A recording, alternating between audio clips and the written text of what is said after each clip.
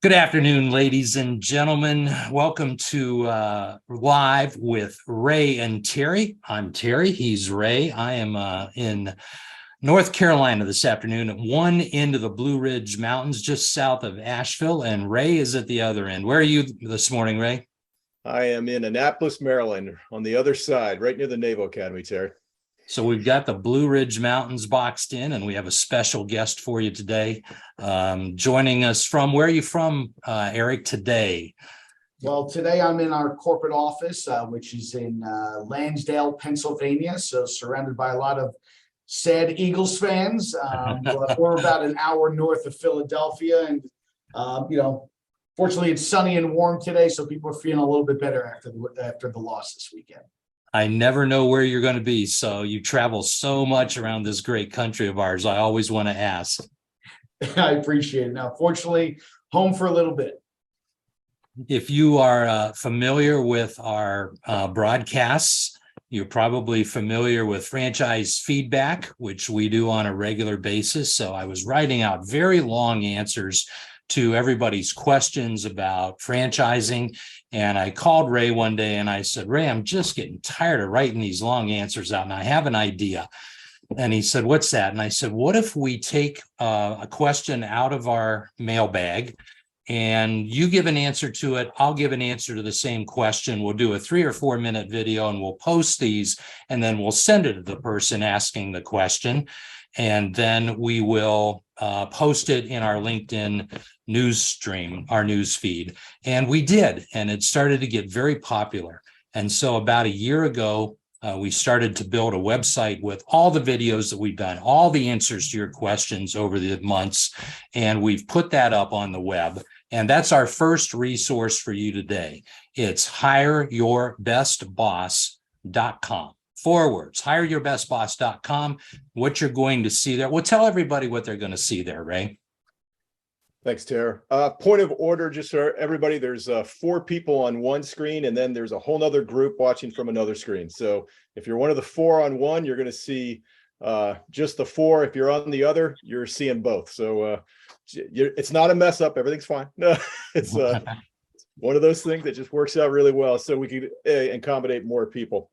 What are you going to find on Hire Your Best Boss? We're going to find a lot of different resources for people who are at the beginning and different stages of their journey. So we're helping them with things like the franchise roadmap, the 3 layers of franchise ownership. There's one of my personal favorites, the 3 known costs, followed by the 4 unknown costs of acquiring a franchise. There's a lot of resources, a lot of videos. We try to keep them short, sweet, to the point, and then you're always welcome to follow up with questions. So that's some of what they're going to find, and probably another 100, Terry, that we've now been building and adding to the library. And that's what we're all about. We're all about getting your questions answered, and we're all about giving you resources so you can investigate owning a franchise. So here comes our second resource of the day.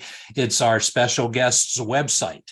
So if you're interested in how to finance a franchise, and who isn't really, go to Benetrends.com. So that's Benetrends.com. Benetrends.com. And so I think that brings us quickly to our special guest today. Do you want to do the introductions, Ray? I'll start it. Let me start it. Kick it off. Start it. Our special guest today is a good friend of ours and an industry pro from the leader in the finance industry, Eric Schechterman, and runs Benetrends. Eric, jump in. Tell us a little bit about you and Benetrends. Thank you so much. And you nailed it when you said friend, because I'm sure your guests and franchising, anyone that's listened, you hear this statement getting said all the time, franchise family. I promise you, it's really not just chin music or just kind of what we say. I mean, these are people we work with. These are people that we help, but they really become part of our friends and family. So always enjoy joining the 2 of you. And yes, I love my role, what I do here at Benetrends. Benetrends has been in the funding and franchise space for almost 4 decades at this point.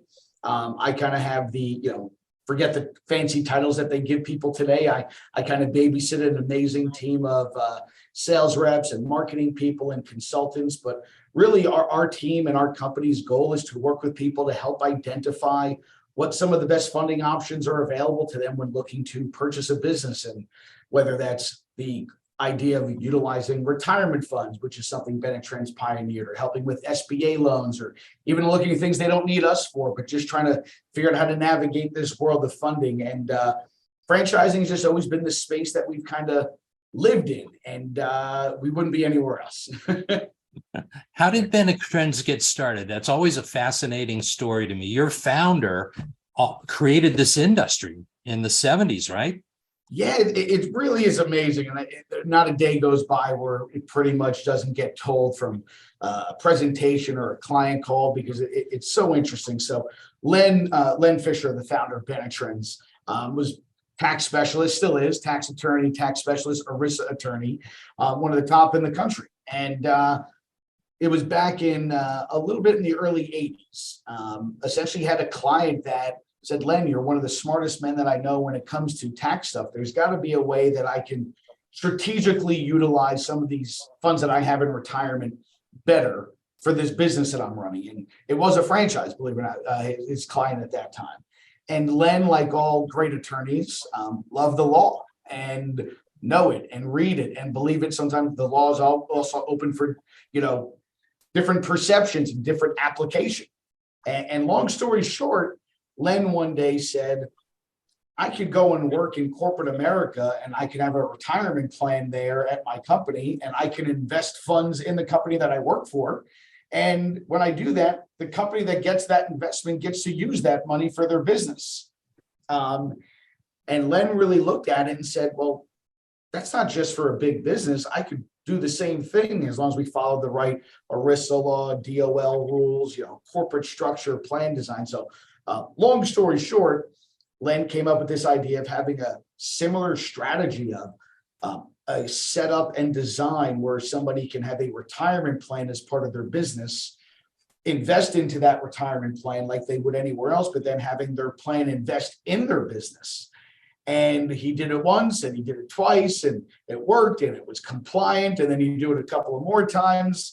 And that was literally, throughout the early 80s and on. And then literally, I think the story goes, Len met a gentleman, which many of you will know, actually named by Larry Carnell, who's a legend, himself within the franchise industry. And I think the story is they met each other at some show, and Larry said, if you can really do this, you need to bring this to franchising. And that was probably about the early 90s. And fast forward to 2023, we've done this transaction or helped fund over 50,000 franchise owners. The office I'm in right now is filled with 20,000 square feet, 100 plus employees that all work with our clients. So it's amazing every day to kind of look back and see how it started and where it's developed to. And you've grown into all forms of funding today, right? Yeah, everything, the funding world, just like all aspects, is all cyclical and changes. What works here doesn't always work there, and you just don't ever want to be kind of the one trick pony. So, when there were as SBA lending has become more popular and more of a route that somebody would go, you start off by kind of referring that to places, and then it's like, well, why can't we do what they do as well? And then you even acquire. We acquired a company early in the year that really focused there. But I've always said we help people figure out what's the best way to fund a business. If it's something we do as a service, great. If not, it doesn't mean it's not something that we can rightfully talk about, because I believe we all kind of protect the shield of franchising, and helping people get into franchising, however it is always the most important. If we can benefit from being a resource to make that happen, then great. But we'll help anybody with really, whether it's using a home equity line of credit, a portfolio loan, SBA loan, equipment leasing, whatever it may be. And, very much like a lot of people, I almost equate us to very much like what the two of you gentlemen do, and the great people that help people find the right franchise opportunities. They don't know the amazing opportunities that are out there, and they're getting matched to them. they don't always know all the different funding options out there. We help match them to them. Yeah, and I think that brings us to our first question out of the mailbag today. You touched on a number of topics, and I think we have a lot of questions around those topics. So Ray, grab the first question out of the mailbag. Tell us who it's from, and let Shecky know what his first question is going to be of the day. Will do. And thanks everybody for sending in these questions. Keep them coming. Just send them directly to me on the chat. Welcome to the house. You guys can't all see it, but Oklahoma, Massachusetts, Florida, Texas, California, getting up that's earlier. Good for you. And if I missed anywhere else, just let me know and I'll put you in there. First question that I have, and we've seen it a lot. Eric, the question is from Bruce from Tulsa. With interest rates rising, is now a good time to start a business? You probably haven't heard that one before. So with interest rates rising, is now a good time to start? Did you miss the boat? I think, Bruce, that's what you're saying. So it's such an amazing topic, because if you go and ask 50 people that same question, they're all going to say, no, now's not the time to get a loan. Now's not the time to start investing in these things that cost more money to even run a business. And candidly, I kind of thought that's what the results would show. And I'm kind of a data junkie. I look at all of the government forms, SBA documents. I mean, they post every SBA loan approval amount all on the SBA website. They have data reports, activity. In the fourth quarter of 2022 versus the fourth quarter of 2021. Now, it's interesting because the SBA fiscal year starts in October. So it's technically their first quarter, but I don't want to confuse people. But what's amazing is in the fourth quarter of 2021, prime was still in the low threes. So you were looking around 6 to 6.5% on an SBA loan. In the fourth quarter that we just got out of, prime was pretty much in the 7+ range. So you're looking at, 9.5 to 10+% on an SBA loan. So to answer the question, obviously we saw a slowdown in loans. Not only did they not see a slowdown, not only did they see the same amount or an uptick, $2 billion more were done in approved loans in Q4 of 22 than there were in Q4 of 21. And 50% more loans approved. So 2 billion more in approved amount for 50% more. So it was like 4,000 loans approved in Q4 21, 6,000 plus here. I mean, it is, and these are all varied loan sizes. So would someone be crazy to say now's not the time? No. The problem is a lot of other people are going to say maybe now's the perfect time, and those people are going to lap those other people and get into business at the right time. So these are people that are voting with their wallets, right? Yes, 100%. And what's interesting about the interest rates, Terry, is it also has kind of a reverse effect, at least in our world. So yeah, the borrower might say, well, hey, I'm going to pay this much interest rate, but we all sat back at times in different parts of our economy where we couldn't get these loans done. Why? Because no banks had an appetite for the business or newer opportunities or first-time business owners. You want to know how many banks all of a sudden have interest when they can make 10+% on the SBA loan? Now, all of a sudden, you have more lenders that are coming into the mix, more banks that have an appetite for it, and more opportunity to do so. And also keep in mind, of course, when it's low, nobody likes this, but where it is, SBA loans will always be tied to the prime interest rate. So it's not fixed. So assuming we see a regression at some point in prime, the rates will go down as well. So if someone's working with you at Benetrends, they don't have to go down to their local bank. Okay, they can, but they don't have to, because you have a portfolio of banks that look at particular categories, and you shop around in essence to help people not only find the best rate, but find the best lender for the franchise they're investing in. Yes, I mean, it's the SBA and the banking world is fascinating. And it's so siloed and lane and appetite driven. It's great because that's what creates, kind of the world that we live in that space. It's very different than going to a home, or lending for a home. If somebody's buying a single story ranch, a bi-level, an investment, if I'm a mortgage company, I'm going to fund the home. Banks have very specific appetites. Some like chocolate, some like vanilla. Mhm. Some don't do SBA lending, some do. Some that do SBA lending don't do franchising, some do. And if I do franchising, the bank that'll do the emerging brand that is $200,000 and under, that'll do the $3 million, I'm building the third or fourth location, are very different banks. Not only do they not have to go to their local bank, Terry, and this is not to disparage any of our local banking relationships, they likely should not be going to their local bank. Because they don't know. I'm sure you see that there's over 3,500, 4,000 different franchise brands. I know when I came into this industry and was like, wait a minute, this is a franchise and this is what people make, and this is amazing. They're not going to know it. There are specific banks that focus on investment ranges, maturity of brands, type of buyer, type of build out. And, to your point, just like you do on the franchise side, we're matching people and their business to the lenders that have an appetite for that loan. Right. Great. Excellent. Ray, let's dig into another question. What's our second question?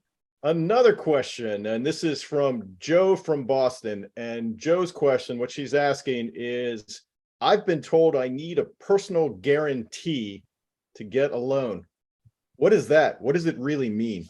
What's a personal guarantee? That's a good question. That's a good Do I question. have to Thank answer you, that Joe.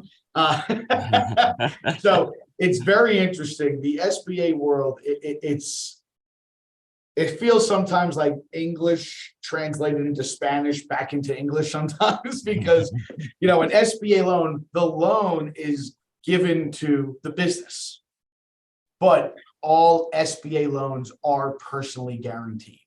100%. 100. So now there's a difference of people confuse personal collateral versus personal guarantee. So now people could argue, well, if I'm guaranteeing it, I might have to use the collateral lender. But either way, yes. When you take out an SBA loan, you are personally guaranteeing that. It is on you to make sure that that loan is paid back in full. And if you're unable to, it is coming back to you, the personal guarantor, for the responsibilities to do so. It is different than personal collateral. That is not always required. And that is where maybe I'm actually taking an asset, a portfolio, a residence, and actually pledging that as collateral for a loan. That's not always needed. That's sometimes dependent on loan size, project costs, and everything else. But all SBA loans are personally guaranteed. And it's really just saying at the end of the day, this is on you to get this loan repaid. And if someone pledges collateral, does that then waive the guarantee? Or All does it limit SBA it? loans will always have a personal guarantee. Got it. Yes. I think that's good clarification. All right, Joe, we hope that answers your question about a personal guarantee. We have another question. She had a quick follow-up. It looks like her quick follow-up is that going to be required on regular loans? I guess conventional is what she said. It's a good question. Conventional, the reason they're called conventional is it's just the bank doing what they want. So I will tell you this. I think sometimes people get hung up on language. Like, I always like to make it more simple and real life stuff. Somebody lent you money. They're expecting you to pay it back. Whether you call it a personal guarantee, whether they say collect. Good point. You are on the hook for the funds. Nobody's giving it to you and say, hey, if it doesn't work out, don't worry about it. But on a conventional loan, it really all depends. I will tell you, the conventional lenders that also do SBA, I can do SBA as a bank, or I can do non-SBA lending. The challenge there is, especially for the new business owner or the new franchise buyer, I have two choices. Do I do a loan that's guaranteed by the government if this doesn't work out and they make us whole, or a certain percentage whole? Or do I do a conventional loan where I'm putting all my money at risk? First time, and what I'm getting at there, the conventional lenders Mhm. for the new location, first franchise owner, Mhm. the appetite's not there. And I Got it. think that people can also expect, if they're dealing with a retail storefront based business, the landlord might want some type of guarantee in that process also. Yep, absolutely. Yeah. Absolutely. All right, very good clarifications. Thank you. Let's dig into the mailbag for our next question, right? All right, from Danny from Boulder, Colorado. Boulder, Colorado. Here's one, Eric, that we get a lot. I want to see your take on it. I think I know what it is. My cousin said that I can use my retirement funds to start a business. Isn't that illegal? Uh-oh. Yes, if it's done wrong. Hey, there you Yes, go. if it's done wrong. So obviously, Tell us the right way and tell us the wrong way. so two things near and dear to my heart: using retirement funds and Boulder, Colorado, being going to CU and for college. So very happy to answer this question and do the best that I can here. So yes, using retirement funds, there's a lot of different ways of doing it. One, most people look at it and say, I would never do it. I'm not going to pull money out of a retirement account, because we always remember what we've been told in our corporate lives. If you pull it out before the age of 59 and a half, you're going to pay a 10% early withdrawal penalty. And even if you wait or not, that money still kind of counts as your income for the year. So you pay income tax on that money. So I'm paying tax and penalty on taking money out as a distribution. So that's one way that you can do it. That's not illegal, but I wouldn't call it the right way. Then there's the right way of doing this is kind of where I went before. That has still to this day been the most simple way for people to kind of understand this, because there's all tax codes, tax rules like that shows why this is not a prohibited transaction, why it's not illegal. The best way to think about it is, let's say I work for Apple and I'm an employee at Apple and I've been there for 20 years and I've got my 401k there and I've got $400,000 in my Apple 401k. And tomorrow I decide I'm going to go take a job with, I don't know, Johnson & Johnson. Well, when I leave Apple, I could do a couple of things with my retirement account, right? I can move it to an IRA of my own. Or I could roll it over to my new employer, provided Johnson & Johnson has a company retirement plan and I'm participating there and I move it there. Obviously, for anyone that's done that or just in general knowledge, most people know that when you move funds from one plan to another, you never pay any taxes or penalties to do so.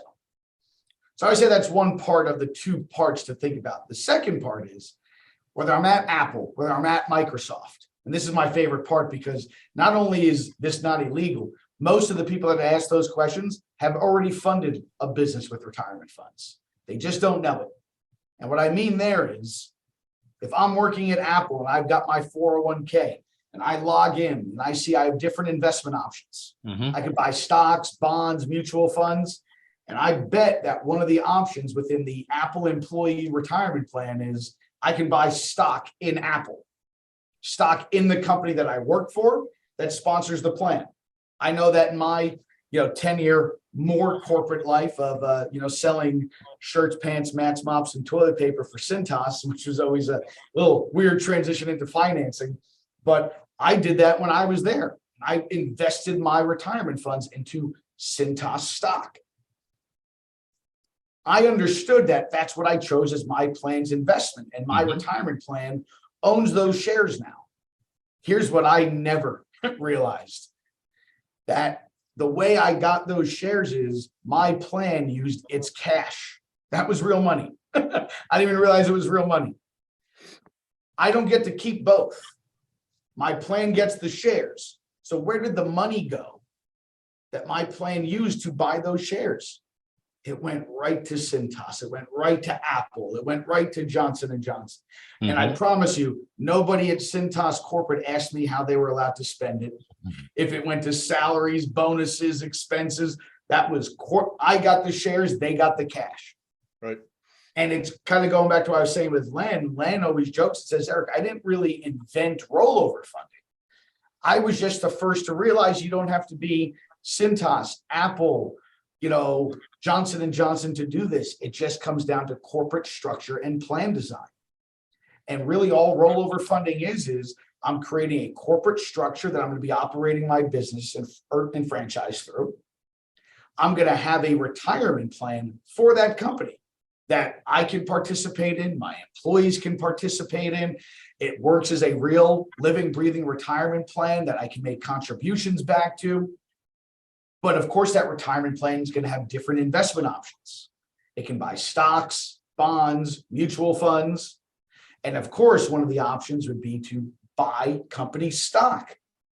So if I have funds that I can move from previous employer or IRA funds, and I'm now at my new company that I'm participating in the retirement plan for as an employee, I can roll funds into that plan.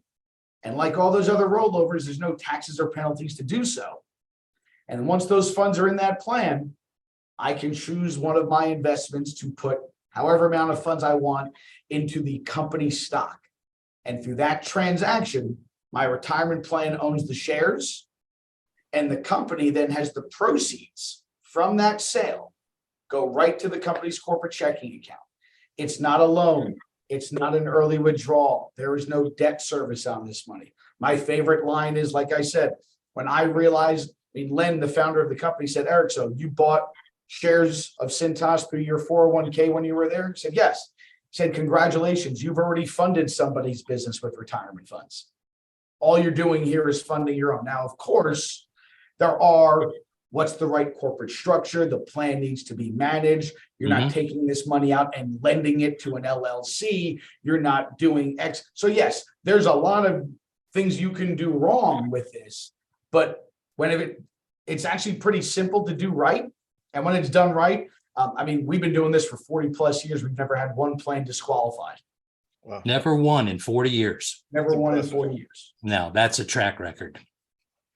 Eric, one of the things my people have always told me after speaking with you, besides the fact that you talk about all the different legs that can all the different options, they always talk about the some of the benefits of like a tax advantage of using retirement plans. Can you briefly just give us a high level quick one on that? Yeah, listen, I would tell you this. Benetrends, while we have all the different funding, at its core, we're a retirement plan design administration company. And the reason I mention this is because what I get to see from my end, whether I'm using it to fund a business or not, having a business set up that has a retirement plan for that business is very often going to be a benefit and have no downside to it. For one, making contributions down the road, but I think, Ray, what you're really referencing is, and it really can create some exciting exit strategies down the road. Right. As I build up the business, and if I add, we've all heard of the Peter Thiel plan, where we set up a Roth transaction. So when he goes to exit an investment, he pays the taxes up front and he pulls it out and avoids capital gains tax on certain things. Same thing within a business model of having a Roth component within your company business. And when you go to sell it, having the proceeds flow into that portion of the plan. And as long as I wait down the road to pull that money out to the proper age, I've eliminated capital gains tax there. I can use a retirement plan, whether it's used to fund a business for a Rob's transaction or whatever it may be. It's never a bad idea of, one, creating a benefit to offer your employees, and you are building generational wealth in a lot of times. And that's what I know a lot of people are really focused on today. Excellent. Thank you. I know there's a lot to unpack there, but that's a great headline on it. So yeah, it really is. And if you're listening or watching today and you want to learn more, head over to Eric's company on the web at Benetrends.com. Tremendous amount of information there. You can read about this. Benetrends, Benetrends.com. All right, Ray, do we still have more questions in the mailbag? We have a few more coming in. Michelle from Fort Myers, Florida. Michelle, I hope everything's getting back to normal down there from the floods. Eric, what is a securities-backed line of credit? I'll be quicker than I usually am in answering questions because everyone can probably tell I ramble. Picture a home equity loan, line of credit. I Right. use my home and the equity I have in that home as collateral for a line of credit. Securities-backed line of credit is the same thing, except in using my home as collateral. I'm using, should I have one, a stock portfolio as collateral. So not a portfolio in a 401k or an IRA. This is a separate, someone's got their own E-Trade account, Fidelity, Vanguard, whoever, their own managed portfolio. You can usually just take a line of credit on 70 to 80% of the value of the portfolio. And most people see a lower interest rate. It is a line of credit, so you can pay it up, pay it down. And you're not, the attractive part there is, rather than, if that's a source where you want to get liquid, rather than selling your stocks, paying capital gains tax on them, walking away from the investments that you wanted to be in, you can just lend against them. And that's really, without overcomplicating it, it is a line of credit using the stock portfolio as collateral. Right. So you're not eliminating it. You still have it. You're Absolutely. got it. Kind of like your house example. Okay, great. Still, it's replacing the house with your stock portfolio. Right. Excellent. Excellent. One last one's come in a few different ways. So this might be interesting. A few different versions of this. So I'm going to kind of put it together. Though I'm going to throw the credit out to Jason from Dallas. So Jason, you asked it the first. The question is, I'm throwing it at you. Sorry, Eric. Can you explain vehicle and equipment leasing? Seems like a specific question, huh? No. Yeah. So, as I mentioned, the lending world is just like any other world. There seems to be a demand or an increase for something. Somebody says we can meet that demand or service that need. Since for many years, but obviously we've seen a lot in 2020 and beyond, the explosion of service-based opportunities.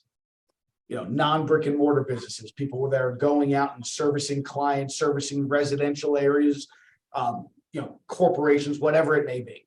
Well, in most of those things, what is needed for that business? Because I'm not getting a lease with a big build out or anything else. I've got vehicles, equipment, the rigs, things to think as simple as, the mobile dog grooming and the tables and stuff that get built in there, food trucks, all these different things. So what banks have really kind of put together are loan programs specific to that type of equipment.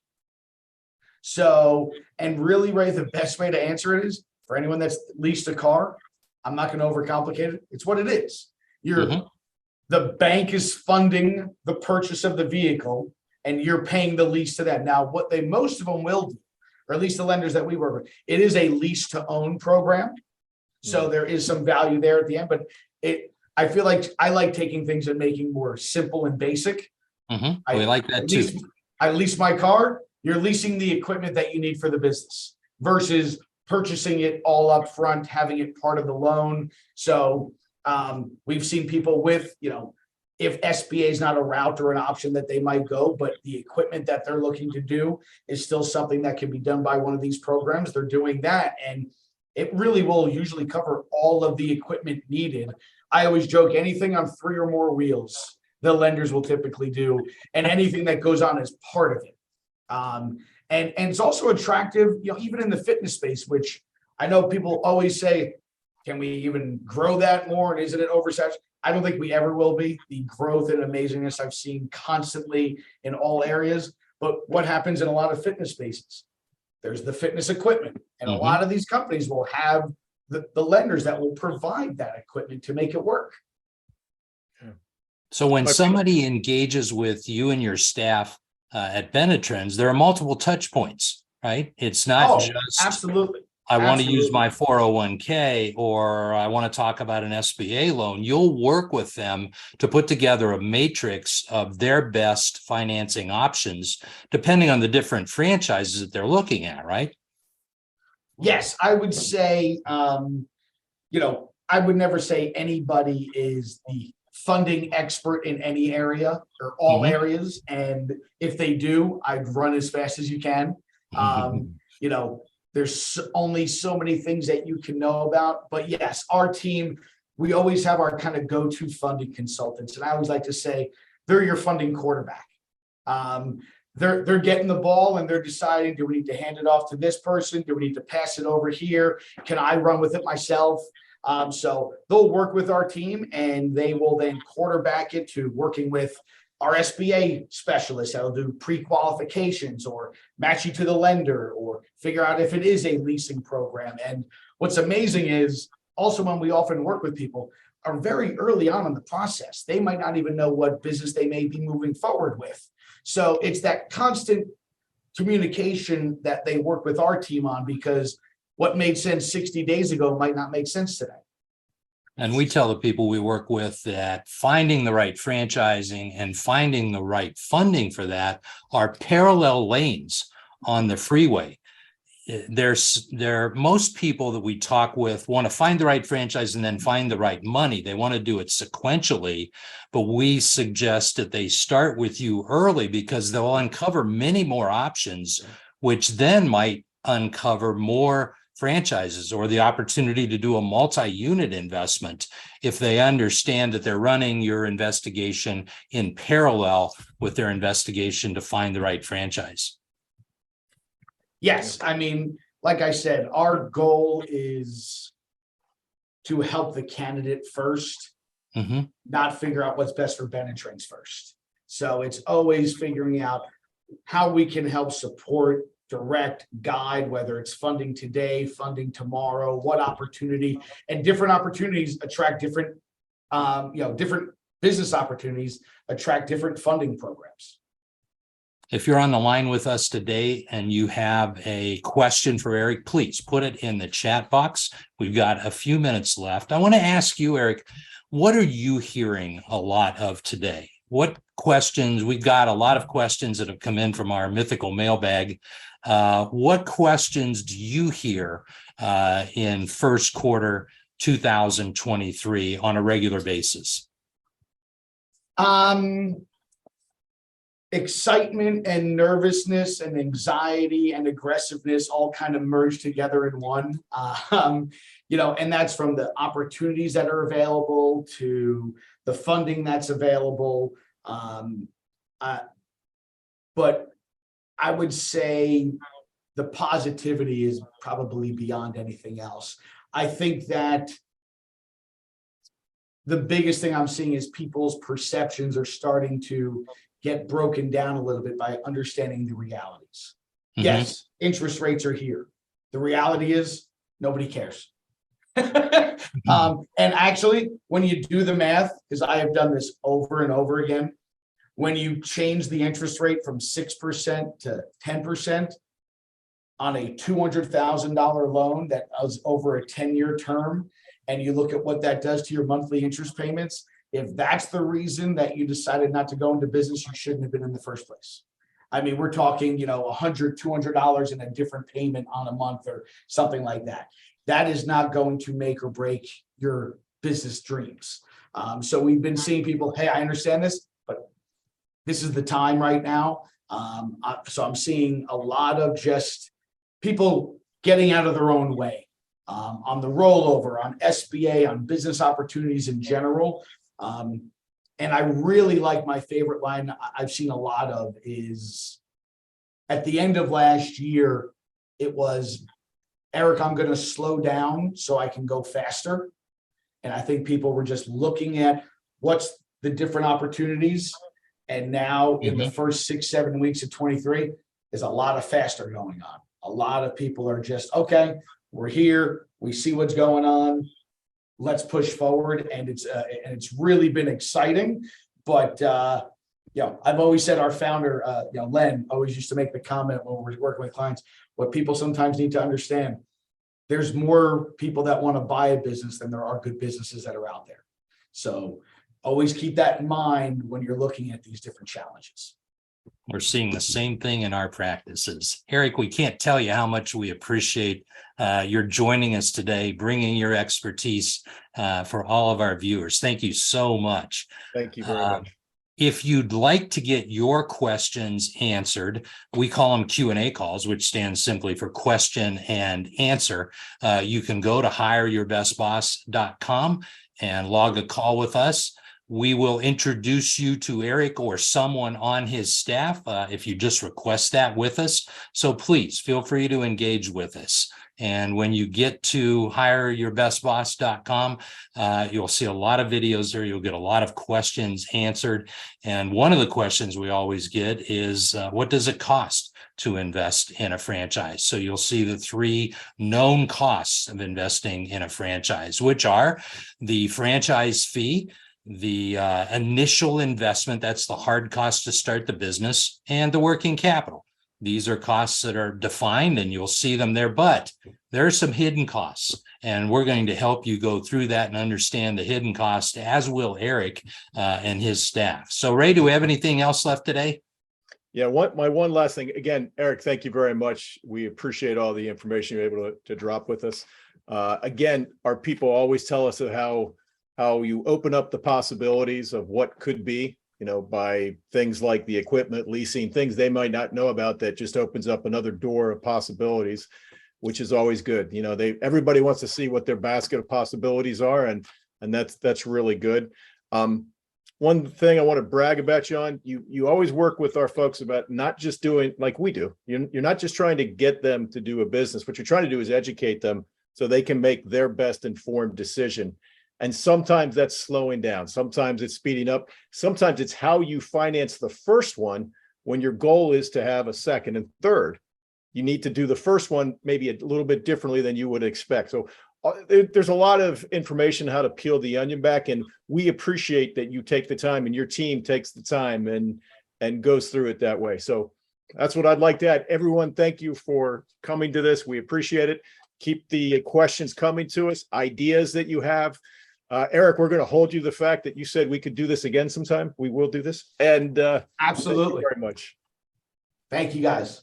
Yeah. Thank you, everyone. Thanks, Eric. Hit them straight, buddy. Take care. Bye now.